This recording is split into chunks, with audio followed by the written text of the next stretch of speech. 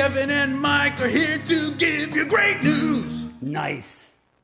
Hey, and welcome to another episode of Great News. Great news. With Kevin and Mike. And this is where we focus on completely positive stories. There's far too many negative, divisive stories out there. Take your choice when it comes to that stuff, but we are here to be the beacons of light and positivity for you. I mean, I don't know that I'd go that far, but it is great news. Intro. The show's about to begin, bro. Say hello to the happy, goodbye to the blues, because Kevin and Mike are here to give you great news. Kind of in a rush there. Yep. Andrew Mitchell is our first guy. He lives in New Jersey, but he saw what was going on in the winter storms in Texas. Okay. So he Not is close. They're not close by. Geographically opposed. The very edges. He and his family jumped in the pickup truck with plumbing supplies and drove 22 hours No way! to Houston to help families there. That's amazing. 22 hours with his family. Have you ever been in a car for 22 hours with your family? Yes, unfortunately. Yeah. Relatively recently. And I'm usually the bad one in that particular case, but watch this guy. They may live in the Garden State, but for one New Jersey couple, the devastating storms in Texas hit home. Keisha Pinnock has a sister who lives in Houston, where thousands lost power and access to water earlier this month. So just in trying to keep up with them and check in with them throughout this storm that happened last week, that's when we really learned from firsthand just really how bad it was. Keisha's husband, Andrew Mitchell, owns a plumbing business, and he saw Facebook posts about the need for plumbers in Texas. They were just like, we need help. And we were like, you know what, let's go. I was like, this is your time. You know, everybody kind of has their time to really shine. And I was like, you have the skills, you have the credentials. There's no reason why you shouldn't. Like, you should just go. So the couple, their 2-year-old son, and Keisha's brother Isaiah packed up the car with plumbing materials and drove 22 hours from New Jersey to Houston. Keisha's sister had already set up some clients who were desperate for plumbing help. And through word of mouth, they were able to help countless others in the area. I feel like my husband's really happy here, and the calls won't stop. And I just know that even if and when we do leave, there will still be a need, but we'll definitely stay until we run out of material. There is no end date for us right now. I think we'll definitely be here for a few more days. Andrew and Isaiah work on about 6 to 10 homes a day, sometimes starting at 7 a.m. and working until 2 a.m. But the hard work is worth it. A lot of times when you see devastation, it could be across the world, it could be across the country, it could be in your hometown, and you really feel like your heart is breaking with them and you can't do anything. But it's like in this instance, we really could. Now, of course, we had to drive a few states over to really make a difference. But once we got here, I really know, even if we only helped one family, we did make a difference. From the Garden State to the Lone Star State, when people need help, no distance is too far for this family. Caitlin O'Kane for The Uplift. I love that. I love that his wife said, let's pack up the 2-year-old. You've driven places with a 2-year-old? It's a lot of work. It's crap. It's crap, yeah. It's a lot of work. It's crap. I don't like any situation that makes you really that angry at your children, but that's one of them. You know, where you're like, God. So they put that into the equation and said they need help. Let's go. Yeah, and I mean, man, the whole thing too. The entire time, I would love to donate my time or my skills and my services in some way. But if I was doing it, I would be like, "Fuck, this is gonna suck." Yeah. All right, here we go. Let's go. Who's next? They were like the whole time, like, check it out, just doing our service, helping humanity. That's beautiful, man. Those people. Another round of applause, please, for the New Jersey plumbers. All right, this is a nice little sweet story too. I doubt it. Chick-fil-A employees. Yeah. Okay. Recently in Wisconsin, where I guess the lockdown stuff is a little bit less strict, so they actually had their Christmas party this year, like in a place. And this is a particularly close-knit group of people that works at this Chick-fil-A, especially the youngsters that are just in more of the entry-level jobs. And they were really excited for their Christmas party, especially for the raffle. the grand prize in one of the raffles was a car. Wow. Okay, a car. What? And turns out this girl, Haley Bridges, she wins it. She's the one on the left there. She wins the car and hands it over to her friend Hoku Taniguchi, the other young lady on the right. They're both in their late teens, and one won a car, and she's like, yeah, she needs it more than I do. And just gave her the brand new car. They're so much better humans than we were at that age. And Bridges says, yeah, my mom was really mad that I decided to give away such a big prize, but no one deserves it more than Hoku. That is amazing. Come on! I agree. That is amazing. Okay, there's a lot of amazing here. First off, what company's giving away cars at Christmas parties? Yeah, that's crazy. I don't think IBM does that. They're just like rifle them around Chick-fil-A's. Is that a franchise thing? Like, does all Chick-fil-A's do that? Please let me know, because that's insane. Maybe they have one car for the whole country, and everybody gets to be in the drawing or something. That's not a bad point, because they said in the story that this was the only raffle that you couldn't team up and buy tickets. You had to buy only for yourself. So I don't know. I'm sorry. I thought you said that she gave the car to her friend. Here you go. Here's a pink slip and keys. Have fun. For the week? No, for good. Wow. That's what I'm talking about. Wow. Woo! All right, my next story, Mike, you're going to not like because you're a dad of girls. Okay. As I am. Okay. This comes out of Birmingham, Alabama. Okay. There's a place called Savage's Bakery in Homewood, and there is a little girl named Lisa Scott, who is the 7-year-old daughter of the owner. Oh. She set up a lemonade stand inside the bakery. Okay. Because she has to have 3 surgeries on her brain. Oh, dude. And she's trying to raise money for her own surgeries. Brain surgery? Yes, 3. That was such a happy, fun story until you mentioned that. Oh, man. Let's watch the video. I want to take you now to Homewood, where a 7-year-old girl is getting a taste of the family business. Every glass of lemonade that she sells means a fighting chance for her future. CBS 42's Malik Rankin joins us now. She's at Savage's Bakery with this story behind the lemonade stand there. Good evening. Savage's Bakery is co-owned by a father and daughter, and now 7-year-old Liza is behind the counter. Today she shared with me the story behind each glass of lemonade that's sold and the impact it has on her week ahead. Liza Scott starts her day by prepping the product. And then we mix it. And at Liza's lemonade stand, she offers more than just a cold drink to quench your thirst. Cookies, decorating stuff, candy canes. Running your own business can be tough in a pandemic, but for little Liza, it's life or death. She has 3 cerebral malformations.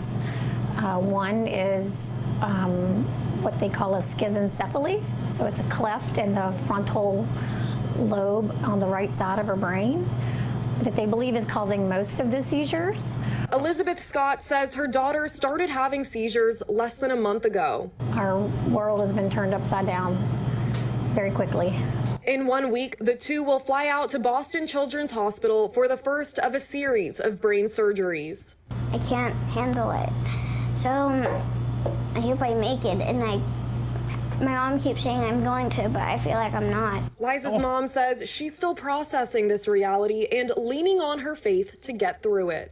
You know, in the moments when I feel like I can't breathe or awake in the night and I can't sleep, I pray. I'm on my hands and knees, literally praying. All of the money from Liza's lemonade stand will help cover medical costs. The Homewood community wasted no time in showing their support. While we were shooting interviews, a customer read Liza's story and immediately pulled out his wallet. Thank you. $100. She's very sweet. I can tell it. I want to help. Scott has gotten additional insurance to help cover the medical bills, but with travel and hotel costs, this surgery is already upwards of $10,000 out of pocket. And as a single mom, I'm the financial supporter of both my children, so this is not something you can budget for. When life hands you lemons. No, don't do it. She makes amazing lemonade. You know that joke was coming. Seriously. Liza's closing up shop now, but she'll be back here first thing tomorrow morning and next week until she flies out to Boston on Thursday for her surgery. Live in Homewood, I'm Malik Rankin, CBS 42 News, local coverage you can count. How about that? That's one of the best stories you've ever brought in. That is so amazing.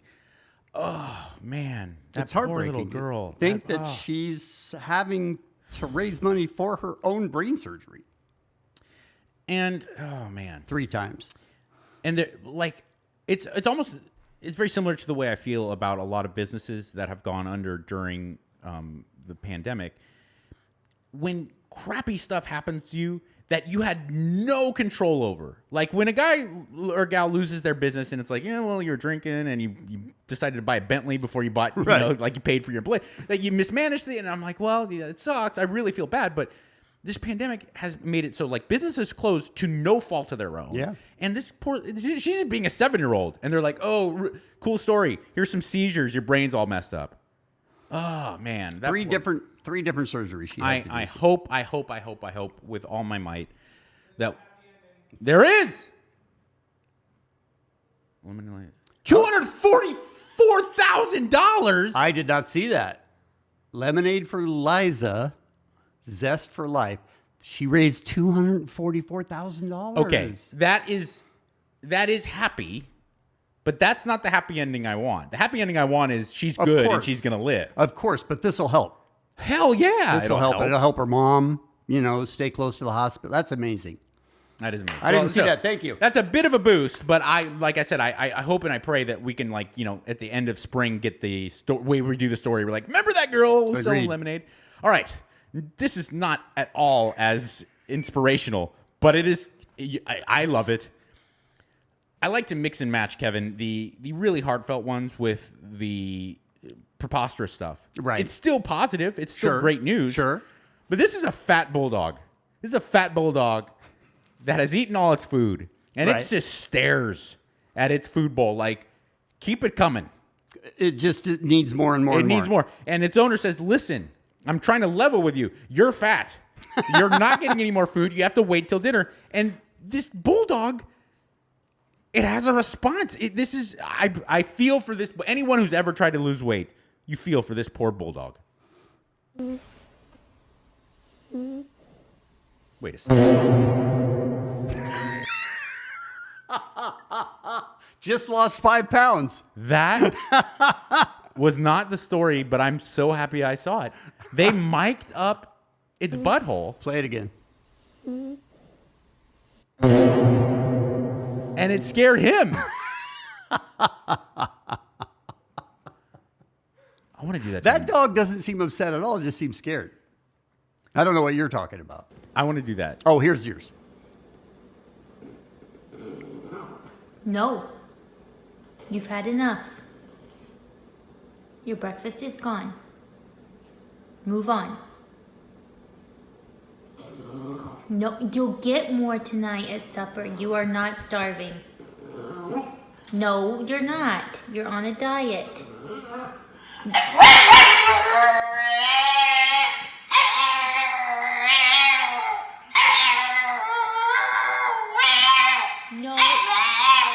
No more breakfast. Listen. God. Cashew, you're on a diet because you're a little chubby, okay? Yeah, no.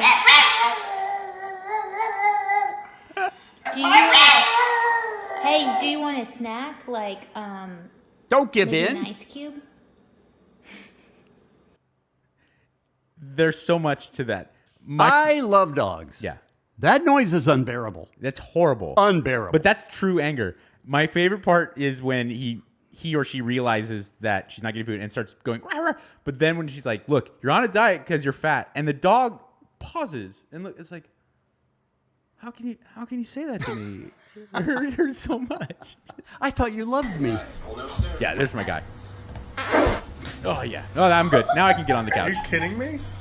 Now I'm good. Oh, no, can't do it. Oh, yeah, we're good. Needs help. Are you kidding me? All right, my next story is a middle schooler who was having a problem with his haircut. He got it cut, and didn't look good. The jinx. So he wore a hat. Okay. You're not allowed to wear a hat in middle school. So they told the kid, look, if you don't put on a hat, you're going to have to go home. Okay. The principal's name is Jason Smith. He's a middle school principal at Stony Brook Intermediate in Indiana. And he brought the kid into his office, and he said, why won't you take off the hat? And the kid said, my hair's all janky. I'm putting it in my words. I don't think he said it that way. I hope he did. But apparently, that's against dress code. You can't have a hat, so he had to take the hat off. So the principal told him, look, I've been cutting hair since I was your age. And the principal showed him pictures of his son's haircut that he did and has been doing his whole life. And the principal said, and tell me this isn't above and beyond. We always talk about teachers. This principal says, if I run home and get my clippers and fix your hair, will you go back to class? And the kid said, yeah. Yeah. The dude goes home, brings back these professional clippers and edges it perfectly so that the kid looks good, takes off his hat, all good. How amazing is that? You are a great member of the education services of this country, but you also better make that kid take a picture of his hair, walk back to the barber that originally effed it up and be like, this is my principal did this. This is what I was looking you for. Dick, look, do you see? He's a principal. You cut hair all day for a living. An Indiana middle school principal who took time out to be one student's barber. It all started when an 8th grader didn't want to remove his hat in class because he was embarrassed by his haircut. He was sent to see the principal, but instead of sending the kid home, the principal, Jason Smith, pulled out his hair clippers. I've been cutting hair, most of my life. I played college basketball and I cut teammates' hair before games, and I've been cutting my son's hair since, for 17 years. So I had professional, clippers and edgers at home. So I said, if I go home and get my clippers and line you up, will you go back to class? And he said, yeah, I will. That age is a time for, peer acceptance is huge, and so young men, especially, African young men, the barbershop's a big deal, in the community, and looking good and representing and presenting yourself, is huge for kids. Wow, he was spot on, isn't he? What a wonderful human. Smith says this could be a lesson for all of us and educators on having empathy. I got to be honest, I forgot there was a video for that. I wouldn't have told the whole story beforehand. Okay, I remember there I was like seeing the video. I like hearing that guy talk. Seems like a genuinely nice guy. What a good dude, right? Yeah, that's He's awesome. not just like sticking to the rules, take off your hat or go home. I don't care. It's up to you. I also, props to the kid for at least. I would be embarrassed too if my hair was a disaster. Actually, my hair, a bad haircut wouldn't bother me that much at that age. It's just I have a really odd shaped head. So when I used to shave my head for football, I was always really super embarrassed. And if the principal called me in and was like, you can't wear a hat, I'd be like, yeah, I can. Or you better call my I would throw some fit. The kid was like, dude, can I level with you? I got a janky haircut. And the guy's like, oh, I feel you. Okay, well, let's solve this problem. So in your situation, that principal probably wouldn't have solved the problem because you would have been angry you were in there. I just wouldn't have. I don't know if I would have had the maturity to just be straight up about it. Say, this is my problem. Yeah, because I was so embarrassed that I cared what all the kids thought, especially in the early 90s. So did that kid. You know what I mean? That's why he was wearing the hat. Yeah. No, good on. That's another great story. You're on fire, Kevin. Thanks. Speaking of looking I didn't good. do it, but thank you. Speaking of looking good, Kevin. Yes. The first thing that comes to my mind when I think of looking good, Crocs. I wear Crocs, and and I asked for them for Christmas. Yeah. Because they're super comfortable to wear around the house. Mm-hmm. And my kids said, we'll get them for you, but you have to promise us you won't leave the house with them on. And there's a reason why restaurant workers, certainly most people in healthcare, they wear it. If you have to be on your feet all day, they are incredibly comfortable. You can slide them off and on. Well, Post Malone, one of the biggest musical acts in the world. I mean, the guy's so important to the music world. Also, obviously, with a lot of kind of like these rap guys who have made like the alternative rap scene, they're also trendsetters. He has made Crocs the thing. He, for people who's never seen him before, is not a trendsetter. For people who haven't seen him before. Right. Everybody that knows the situation and knows his career and knows the songs from him, yeah, of course he is. Yeah, you're right. But the same could be said for like pretty much any generation. Like if my dad just saw Kurt Cobain in 92, he'd be like, look at that bum. But then every guy is like got to get the holes in their cardigan and the ratty jeans and stuff like that. But so he's like this trendsetter, and now he's made Crocs cool again. In fact, his very hard to find like individual Crocs that he does a collaboration with this other company called Duet Max. They sell out so quickly that you can't even get your hands on them, and then you have to go to the black market, the aftermarket, not the black market, the aftermarket to buy them like marked up and stuff. And sneakerheads are all into the specialized Post Malone special edition Crocs. So he's sitting back thinking, my Crocs are really important. They're super expensive. They're hard to get. Who wears Crocs a lot? Hospital workers. Who needs stuff right now more than anyone? Hospital workers. 10,000 pairs. Wow. He worked with this company, Duet Max, to get a hold of, and Crocs, obviously. And they decided to give 10,000 pairs of these unbelievably expensive, unbelievably hard to find pair of Crocs. And so there's all these pictures all over Instagram. How about that? He's like, I thought it'd be a good idea. Do you think he saw mine? He probably did. Somehow I'm responsible for the Crocs coming back? Pretty much any trend in fashion of the last 30 or 40 years, I think that Kevin Ryder's at the beginning. You're the impetus for all of it. People are always like, oh, Karl Lagerfeld or Coco Chanel. And I'm like, Kevin Ryder. The worst use of Crocs ever was Brett Favre's dick pic. I don't remember the Crocs from that. That was one of the things. We were looking at different things. I'm not going to deny I was sausage gazing first and foremost. But then I thought to myself, like, he made a conscious effort, like, I'm going to send something hot to a lady. And then took a picture like this. Like, you got to put on some sweet loafers or something, especially a millionaire. And he has probably 30 pair of shoes. Yes, and look, or barefoot. Be like, I'm a caveman. I'm Brett Favre. I like my Wranglers and throwing touchdowns. I'm just here on my tractor. Like, or the cowboy boots. You're Brett Favre. Rock the cowboy boots, and then here's my dong. He decided, yes, dong, Crocs. There's no way that lady was like, oh, sweet. I'm going to have to step up my Croc game. So there you go, Kevin. If you like these shows, please subscribe and click on the little bell so you get a notification every time we put one up. That's right. And share it with a friend. Share it with a friend. Share with us some great news stories of your own if you have any. If you have any, even a lot of people have been isolating news stories that they come across, and they're like, hey, Kevin and Mike will like this. And that's been great. I really, really do appreciate it. I agree. But also, look, if you have a great news story in your personal life, if your grandpa did something amazing, your daughter or your son did something phenomenal, shoot us a line. We'll see what they we can deserve do. to be celebrated. Yeah. This is the outro.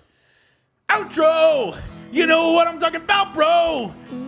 Say hello to the happy, goodbye to the blues. It's Kevin and Mike are here to give you great news. Give me the bass drop again. Come on, hit it. News.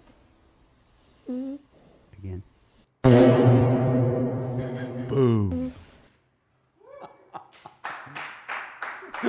Kevin and Mike are here to give you great news. Nice.